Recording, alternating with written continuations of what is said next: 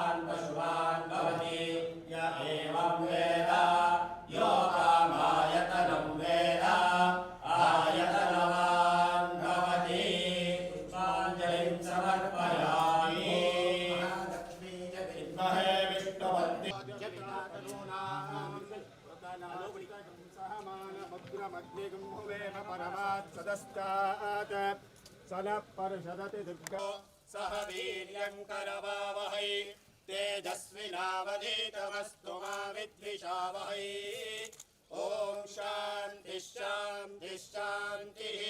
सदैव लग्नं सुदिनं तदेव ताराबलं चन्द्रबलं तदेव विद्याबलं दैवबलं तदेव लक्ष्मीपते सावधान। वीर्याय शतोदये भिमातिशाहे।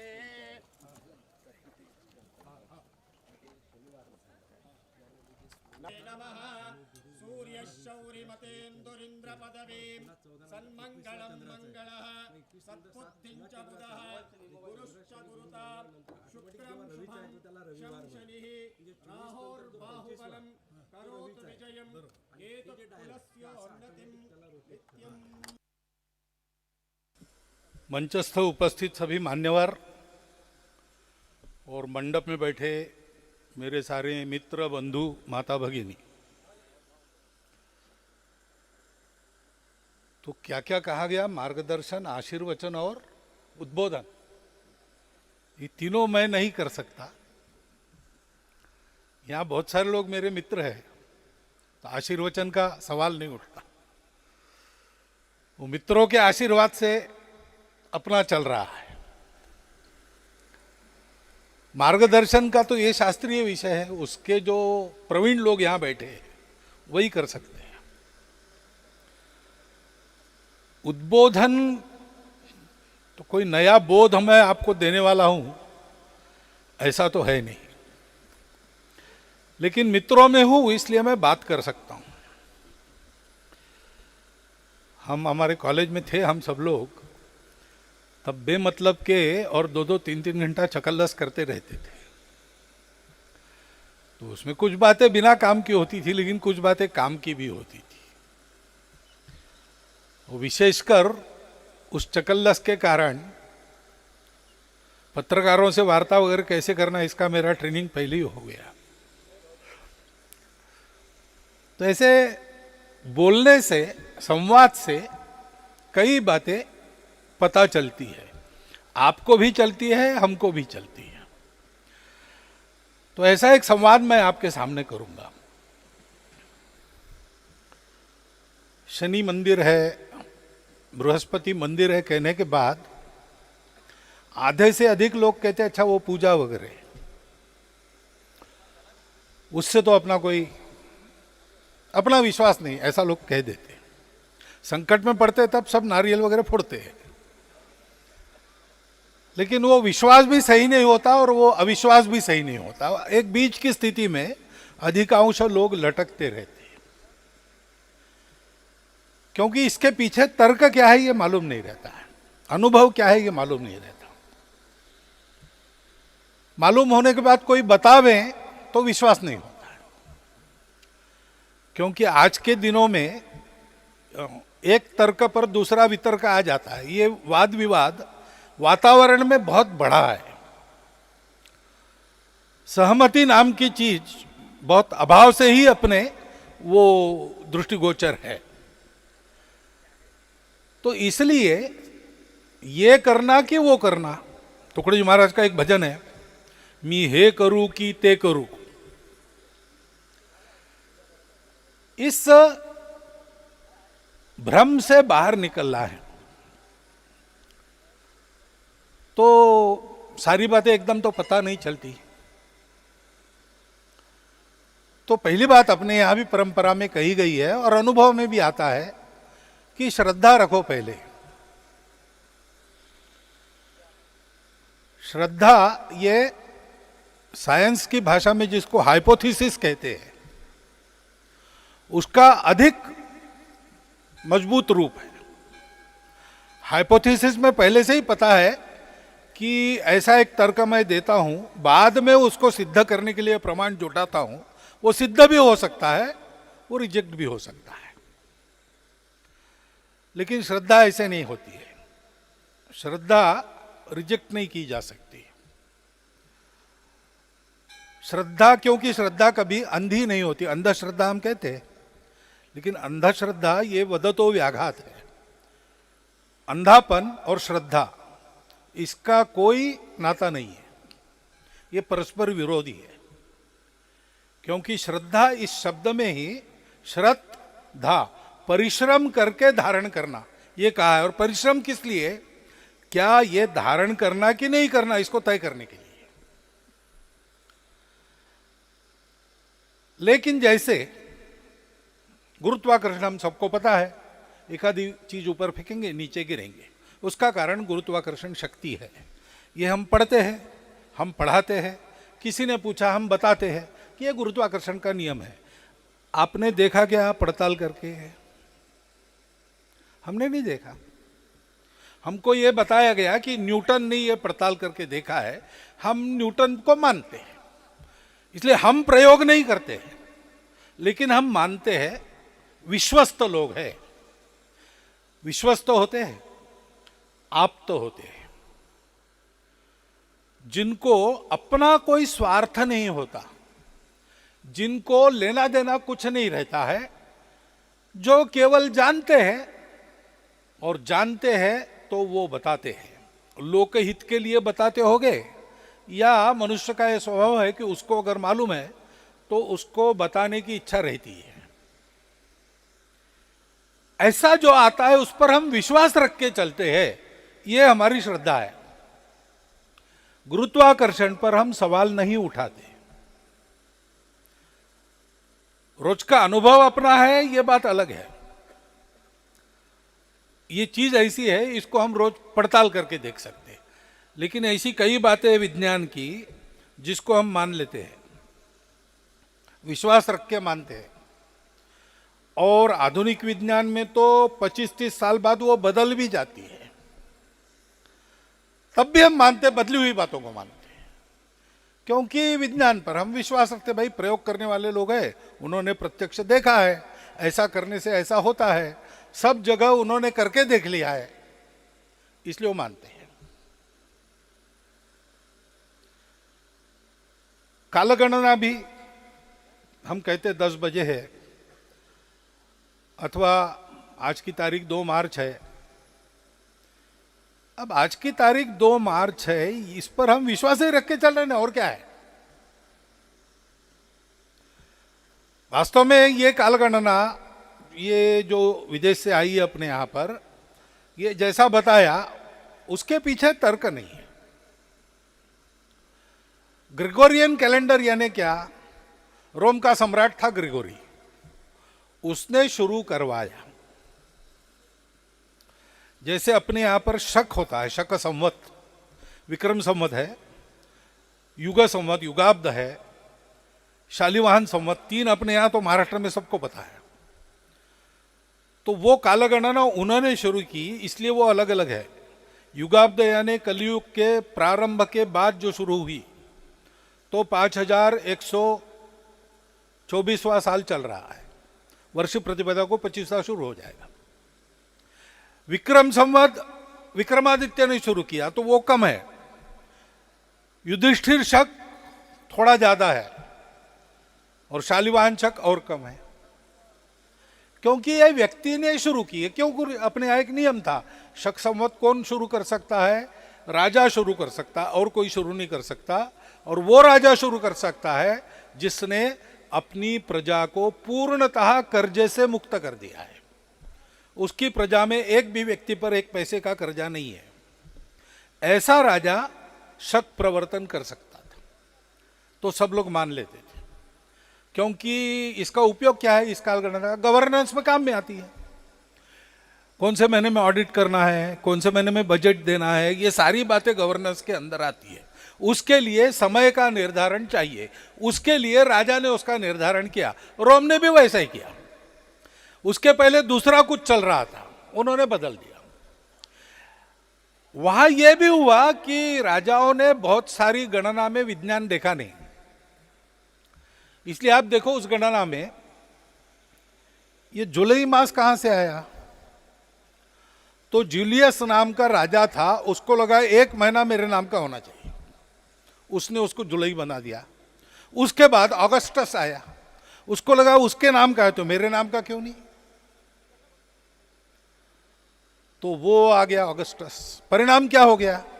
जो 7वां महीना सितंबर था वो 9वां महीना है, 8वां अक्टूबर था वो 10वां है, नवंबर 9वां महीना है वो हो गया 11वां, और दिसंबर हो गया 12वां, जो दशांबर है। अब ये ऐसी कालगणना है, लेकिन गवर्नेंस में चल जाता है। गवर्नेंस में हमको केवल क्रम गिनना है, कल, आज, कल, ये क्रम चलता है, उतना ही गिनना है। तो उस क्रम में आपने किसको कुछ नाम दे दिया, कैसे गिनना तय किया आपने, हिसाब से चल जाता है। लेकिन हमारे यहां काल की गणना क्यों शुरू हुई? ये हमारे कृषि के कारण शुरू हुई। कृषि के लिए कैसा करना, कितने दिनों के बाद वर्षा होगी, वर्षा ऋतु कब आता है, हजारों वर्षों के कृषि के अनुभव के बाद इसके लिए एक गणना बनी। और वो गणना सूर्य और चंद्र के अनुसार चलती है। तो कहीं कहीं हमारे यहां सौर कैलेंडर है, सौर दिनदर्शिका है। जैसे केरल में जाएंगे आप, अब ये भी कारण हो सकता है कि केरल में 12 महीने में से 9 महीने आकाश अभ्राच्छादित दिखता है, तो नक्षत्र, तारे, चंद्र दिखेगा ही ऐसा नहीं है। इसलिए चांद्रमान की तिथि निकालना केवल खुली आंखों से मुश्किल है। विज्ञान किसके लिए है? केवल ज्ञानी लोगों के लिए नहीं, सामान्य मनुष्य के लिए है। सामान्य मनुष्य टेलीस्कोप लगा के नहीं देखता, वो रात को देखेगा और कल का अनुमान करेगा। तो वहां सौर गणना चलती है। हर 15 तारीख को, अपना अंग्रेजी महीने के 15-14 तारीख को संक्रांति होती है, एक राशि से दूसरी राशि में जाता है, उस समय उनका महीना बदलता है। अभी शायद उसका चैत्र के पहले, यानी कर्क, नहीं फाल्गुन तो चांद्रमास हो गया, वहां कर्क मास चल रहा है, कर्टक, कर्कटक ऐसा कहते हैं। कर्क के बाद सिंह आता है, तो चैत्र नहीं, वो अगस्त में होता है चैत्र, तो ये मेष मास उनका चल रहा होगा। या आखिरी में नमाज चल रहा होगा। हाँ हाँ, नहीं, मकर संक्रांति अपने यहाँ की है, उधर की संक्रांति ठीक है, वो जो भाई उनके मेषभ वृषभ इस पर मास के नाम है। हमारे यहाँ चंद्र दिखता है, नक्षत्र दिखते हैं, तो हम चांद्रमान की तिथियों का उपयोग करते हैं। लेकिन और एक बात है कि हमारे पूर्वजों ने लंबा जीवन उनका है।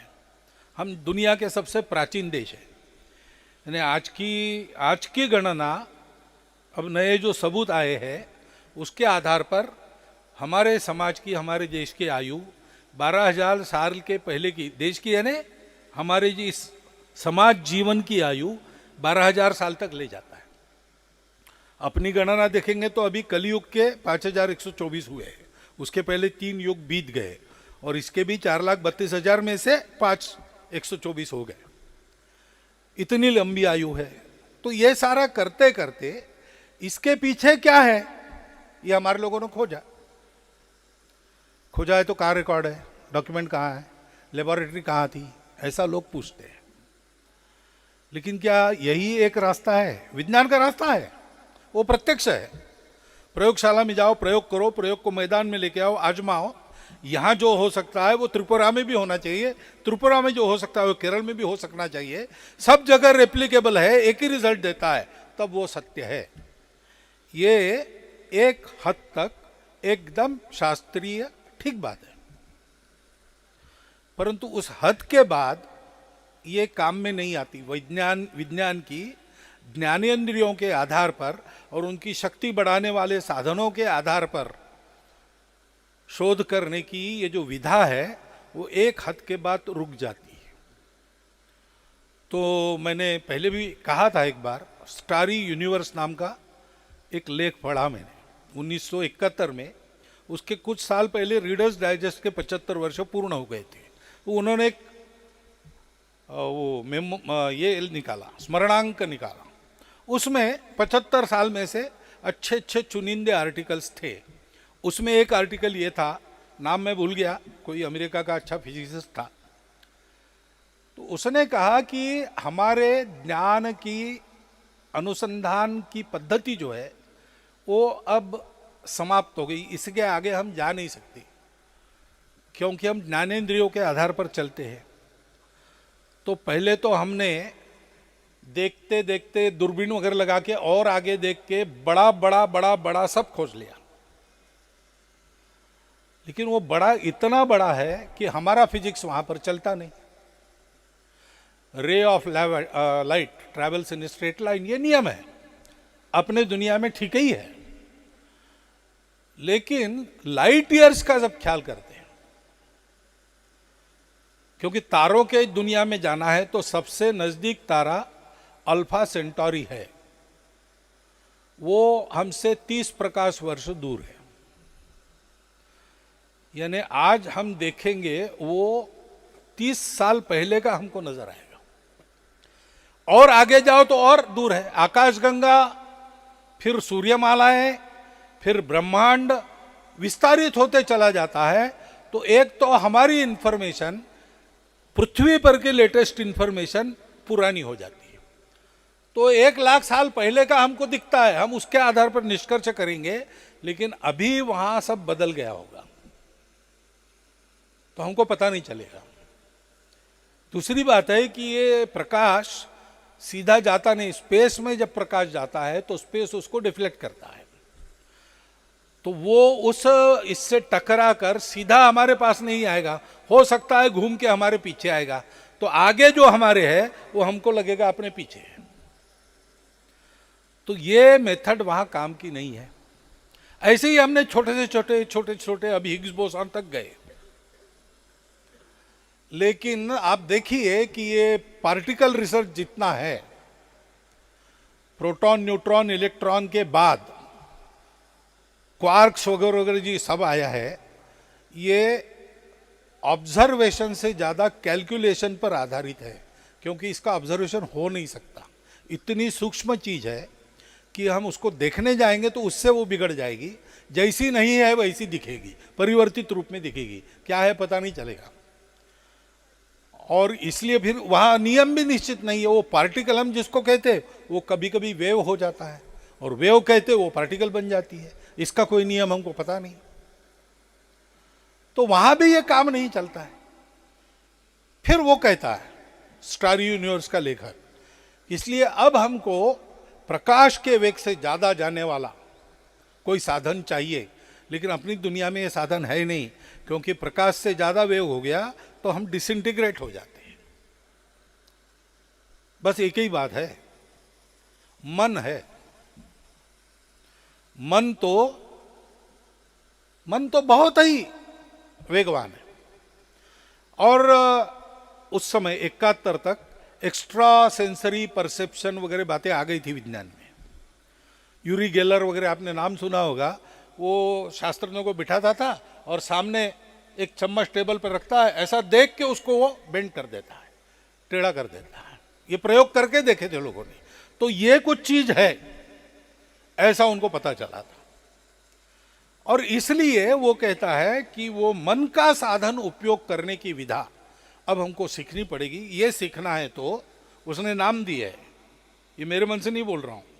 उसने कहा पूर्व में जाकर, भारत में जाकर पातंजल योग सूत्र, योग वासिष्ठ जैसे ग्रंथों का अध्ययन करना पड़ेगा। तो ये तो हमारी दुनिया, आज की दुनिया हमको जितनी ज्ञात है वो तो 5000 साल के उधर जाती नहीं है। 12000 हमारा आयु है तो 15000 साल के उधर जाती नहीं। लेकिन हमारी परंपरा कहती है हम इससे बहुत ज्यादा प्राचीन है। तो हो सकता है कि इन सब बातों में से हम गए हो। भौतिक विज्ञान की एक सीमा आने के बाद हमने और क्या हो सकता है, क्योंकि अंदर की बातें देख रही तो हम नहीं देखी है, ये तो हमको पता है।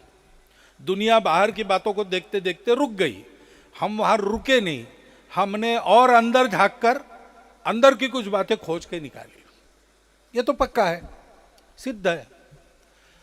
तो पूर्वजों ने हमारे इन साधनों का उपयोग करके कुछ बातें देखी होंगी। ये जो कहा कि धर्म और विज्ञान इनका ये साथ चलना चाहिए, साथ चल भी सकते हैं, क्योंकि दोनों आजकल जिसको हम साइंटिफिक इंक्वायरी कहते हैं वैसी ही साइंटिफिक इंक्वायरी है। हमारे यहां सारी बातें अस्तित्व के सत्य से जुड़ी है, जो चैतन्य में है ऐसा हम मानते हैं। इसलिए हम भूमि की भी पूजा करते हैं, पेड़ों की भी पूजा करते हैं, ग्रहों की भी पूजा करते हैं। सर्वत्र एक चैतन्य है ये हम मानते हैं, इसलिए उसमें पवित्रता है। और उसकी पूजा करना है तो सामान्य व्यक्ति को एक तरीका दिया है, हल्दी कुंकू फूल चढ़ाओ। तो जब हम धर्म की या वेदों की बात करते हैं हमको लगता है ये पूजा पाती नहीं है भाई, वो विज्ञान है, तरीका अलग है। हमारा तरीका इंट्यूशन का है, विज्ञान का तरीका एक्सपेरिमेंटेशन का है। लेकिन इंट्यूशन के तरीके में भी हमको यह बताया है कि विश्वास मत रखो। हमारे सारी परंपरा में, धर्मों की परंपरा में, संप्रदायों की परंपरा में फेथ ऐसा शब्द नहीं है, बिलीफ ऐसा शब्द नहीं है। हमारे यहां शब्द है प्रतीति, अनुभव। अनुभवावीण मान हालऊ न कोरे, ये हमारी परंपरा का कहना है। रामकृष्ण परमहंस ने विवेकानंद को कहा कि मुझे अनुभव है। उन्होंने पूछा भगवान को देखा है क्या, बहुतों को पूछा, देखा है क्या कहने के बाद सब निरुत्तर हो जाते थे। लेकिन रामकृष्ण परमहंस ने कहा देखता हूं, मैं रोज भगवान को देखता हूं, बात करता हूं तुमसे जैसी कर रहा हूं, तुमसे ज्यादा स्पष्ट देखता हूं। और आगे उन्होंने कहा तुमको भी दिखा सकता हूं यदि तुम मेरे बताए रास्ते पर चलोगे। ये नहीं कहा कि मैं हाथ रख दूंगा सर पर हो जाएगा, उनका तुमको भी देखना पड़ेगा। और विश्वास मत रखो, मैंने देखा है, तुम्हारे काम का नहीं। गुरु की गति में गुरु जाएगा, चेले की गति में चेला, ऐसा कबीर जी ने कहा है। गुरु शिष्य होते हैं, लेकिन पुरुषार्थ तो अपना ही करना पड़ता है। खुद प्रतीति लो और फिर विश्वास रखो, यह श्रद्धा है। ऐसे जो सत्पुरुष हो गए जिनको कुछ लेना देना नहीं था, चुनाव लड़ना नहीं था, वोट नहीं चाहिए थे, पैसा नहीं चाहिए था, ऐसे लोगों ने, उनको कोई इस दुनिया से मतलब ही नहीं था, लेकिन बुढ़ती है जन देखवे ना डोला, ऐसी स्थिति उनकी रहती है। इसलिए उन्होंने अपने अनुभव हमारे सामने रखे। उनका जीवन ऐसा था, वो झूठ बोलेंगे ही नहीं और कच्ची बात हमको बताएंगे ही नहीं, इसलिए हम उस पर विश्वास रखते हैं, वो हमारी श्रद्धा है। तो हमारा धर्म वैज्ञानिक है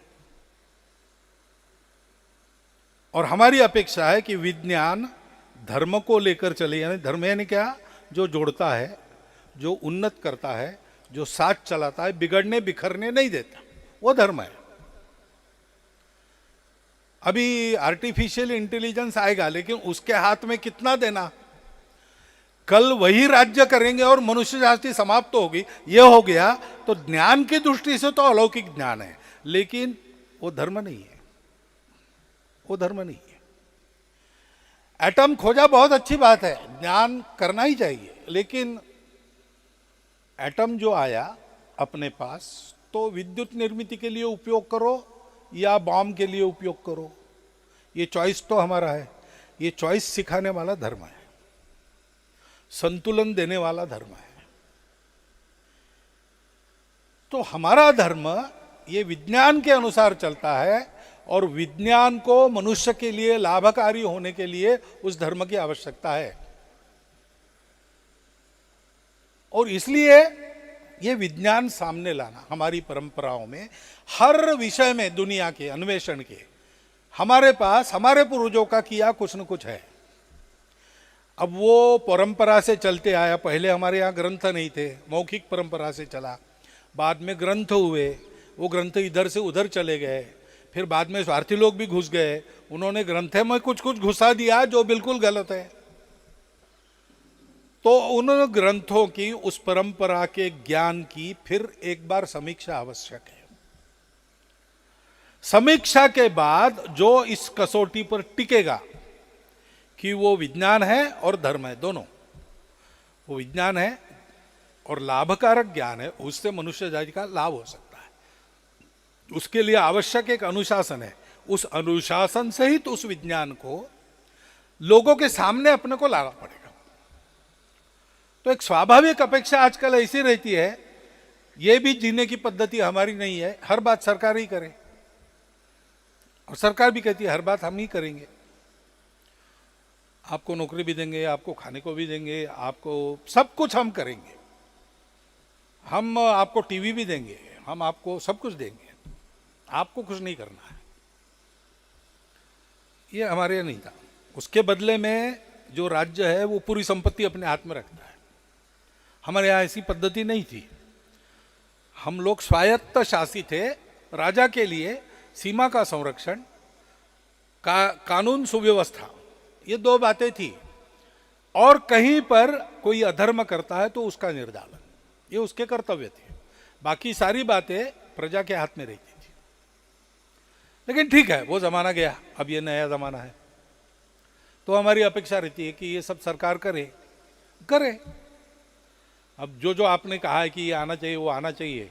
अब नई शिक्षा नीति का सिलेबस बन रहा है, 6वीं क्लास तक बन गया है, उसमें कई बातें जो पहले नहीं थी वो आई है, आगे भी आएगी, ऐसे आशा करेंगे, देखेंगे, पहले आने दो, बाद में उसकी समीक्षा करेंगे। प्रयास तो यही रहेगा कि अपनी ज्ञान परंपरा में जो ठीक है और विशेषकर जो आज की दुनिया को भी मार्गदर्शक है, वो आना ही चाहिए। उससे ज्ञान भी बढ़ता है, उसके स्वाभिमान भी बढ़ता है। परंतु कुछ प्राथमिक बातें हम अपने घर में भी बता सकते हैं ना। अभी जो वारों का क्रम है, सोम मंगल बुध शनि, वो मैंने यहां नहीं पहले सुना या किसी पुस्तक में नहीं पढ़ा, वो गपशप में हमारे बुजुर्गों ने हमको बताया। शनि गुरु मंगल शुक्र, और उसके बाद वो क्रम बताया और कहा कि वो हो रहा पहला जिसका होता है उसके नाम का वार होता है, उस क्रम से गिनो, 7-7 28 हो जाते हैं, 2 बचते हैं, 2 लांग कर जो होता है वो दूसरा दिन होता है। ये सारा हमको पहले पता चला। 27 नक्षत्रों के नाम हमारे यहाँ तो कंठस्थ करते हैं हम लोग, अश्विनी भरणी कृत्तिका रोहिणी मृग आर्द्रा चैत्र वैशाख ज्येष्ठा आषाढ़। पूछते तो बताते थे कि पूर्णिमा के दिन में 12 बजे ऊपर जो नक्षत्र है उसका नाम मास को है। चैत्र पूर्णिमा को चित्रा नक्षत्र अपने सर के ऊपर आता है तो वो चैत्र मास है। अब ये प्राथमिक बातें हैं, ये अपने घर में परंपरा से चलनी चाहिए।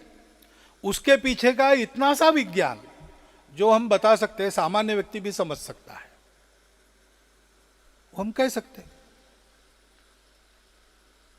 चंद्र 27 दिन में परिक्रमा पूरी करता है, तो अभी अगले साल श्रावण मास अधिक मास है। ये अधिक कहाँ से आ गया? आपने लीप ईयर की बात करी, करेक्शन, लेकिन हम भी अधिक मास के रूप में करेक्शन करते हैं, करना ही पड़ता है, क्योंकि ये अगर गतियों का एडजस्टमेंट करना है तो सबकी गति में कुछ न कुछ करेक्शन करना पड़ता है। क्योंकि कालगणना सामान्य मनुष्य के खेती में काम में आनी चाहिए, तभी होगा। ऋतु चक्र असंतुलित होता है, फिर अधिक मास के बाद थोड़ी उसमें नियमितता फिर से आ जाती है, क्योंकि हमारी गिनती में हम वो करेक्शन कर लेते हैं। ऋतु चक्र अपने गति से चलता है, लेकिन हमारे गिनने में 12 महीने 13 महीने ये जो फर्क है वो एडजस्ट कर देता है हमको। ऐसी कई बातें हैं, ये हमको अपने घर में पता क्यों न चले, हम इसको प्राप्त क्यों न करिए, दैनिकों में साप्ताहिकों में इस पर लेखमाला क्यों न चले। ये विषय इतने रुचिकर है, विशेषकर नई पीढ़ी को, जिसको तर्क चाहिए, जिसको कारण चाहिए, उसको अगर ऐसी बातें हम बताने लगे, थोड़ा उसके भाषा में लिखना पड़ेगा, तो ये सहज ही इसका प्रचार हो सकता है। और वो करना चाहिए। करना इसलिए चाहिए कि हमारे पास भी आजकल जिसको साइंटिफिक दृष्टि कहते हैं वो दृष्टि थी, उसके आधार पर हम चले। हमारी व्यवस्थाएं तहस नहस हो गई सारी, हमारी ज्ञान की परंपरा खंडित हो गई, आक्रमणों के कारण हम बहुत अस्थिर बन गए, और अपने आक्रमण को पक्का करने के लिए इसकी स्मृति भी हमारे मन से विदेशी शासकों ने मिटा दी। इसलिए आज की हालत है। हम अगर याद करें, हम अगर अन्वेषण करें, तो हमारे पास भी क्या क्या है और आज वो कितना उपयुक्त है। कई दुनिया के सामने की समस्या है, उनके पास दूसरा हल नहीं है, वो हमारे पास है। दुनिया अधिकारवादी है, इसलिए वो हम तक ये बातें आज भी आने नहीं देती। ऐसा होता है, ऐसी ताकतें हैं। कुछ हमारे पास पहले से है, हम भूले नहीं थे, उसको भी वो अप्रोप्रिएट, जैसे योग है। अब योग सारी दुनिया में गूंज रहा है, लेकिन अब कुछ लोग कह रहे हैं कि वो योग यानी क्या, वो अलग बात है वो, अथवा योग का जन्म हमारे ही यहाँ हुआ है। तो योग के लिए पेटेंट एप्लीकेशन भी दूसरे देश का हुआ था। ये पेटेंट क्या जंजाल है भाई? ज्ञान पर किसी का अधिकार होता है क्या? ज्ञान तो जिज्ञासु को देने के लिए होता है। जिज्ञासु और ठीक बुद्धि वाला, गलत आदमी के हाथ में ज्ञान नहीं देना, राक्षसों के हाथ में नहीं देना। लेकिन सज्जनों में जो जानना चाहते हैं या सज्जनों के जानने से दुनिया को उसका उपयोग है, तो वो ज्ञान देना ही देना है। उसका पेटेंट क्या होता है? किसने क्या खोजा, अरे वो जितना उपयुक्त है उतना सबके पास पहुंचे। रामानुज जी की कहानी है ना, उनके गुरु ने उनको मंत्र दिया और कहा ये किसी और को देना नहीं, क्योंकि इस मंत्र के जाप से जो सिद्धि होती है उसमें मनुष्य मुक्त हो जाता है। उन्होंने कहा अच्छा, ये सही बात है, तो मैंने करके देखा, तुमको बता रहा हूँ, साधना करो तुमको भी पता चले। तो तुरंत बाहर आकर जो परकोटा था मंदिर के चारों, उसके महाद्वार पर चढ़ गए और जोर जोर से चिल्लाकर जमा किया लोगों को, और उनको वह मंत्र जोर जोर से बताया उन्होंने। रामानंद जी। तो शिष्यों ने कहा बाकी, अरे गुरु ने अभी तुमको आज्ञा की इसको गुप्त रखने की, तुमने आज्ञा भंग, तुम तो नरक में जाओगे। तो उनका ठीक है, लेकिन इतने लोगों का कल्याण होगा, ये मंत्र ऐसा है, इससे मुक्ति होती है, इसलिए मैंने सबको दे दिया, अब मैं अकेला नरक में जाऊंगा तो कोई बात नहीं। ज्ञान का हमारे यहाँ ये उपयोग है, इतना वो मुक्त है, लेकिन पेटेंट है। अब नई दुनिया है, लेकिन बता रहा हूं कि योग के लिए भी पेटेंट, आंवले के लिए भी पेटेंट। आंवले का उपयोग कहां पर है? हमारे यहां परंपरा में है, यहीं से गया है। सर्पगंधा, रिसर्पिन।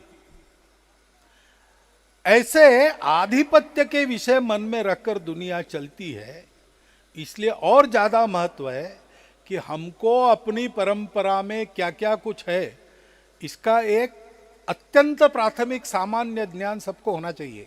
और वो जैसे शिक्षा पद्धति से जा सकता है, वैसे वो हमारी गपशप से भी जा सकता है। आपस में, चार लोगों में, अपने घर में बच्चों के साथ ये गपशप चलनी चाहिए।